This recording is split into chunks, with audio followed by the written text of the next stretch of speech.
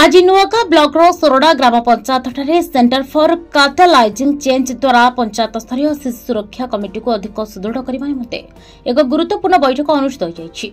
बैठक सोरडा पंचायत सरपंच श्रीयुक्त फकीर मोहन साहू अध्यक्षता अनुष्ठित होता। बैठक में नुआका महिला और शिशु विकास प्रकल्पर सुपरभाइजर श्रीमती संजुलता कंहर, मीनकेतन संस्कृत महाविद्यालय ओडिया अध्यापक श्रीयुक्त चिन्मय प्रधान, सोरडा पंचायत पंचायत कार्यनिर्वाही अधिकारी सुनीता प्रधान प्रमुख उपस्थित थे।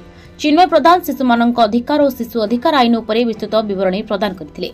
सिथिर ब्लॉक संयोजिका सुजना नायक शिशु सुरक्षा और पंचायत स्तरीय शिशु सुरक्षा कमिटर कार्य विषय विस्तृत आलोचना करथिले। एक कार्यक्रम परिचालना मध्य सुजना नायक द्वारा करा जायतिला। बैठक में सोरडा पंचायत विभिन्न अंगनवाड़ी कर्मचारी, आशाकर्मी, विद्यालय शिक्षक, किशोरी बालिका और समस्त वार्ड मेंबर माने उपस्थित थे।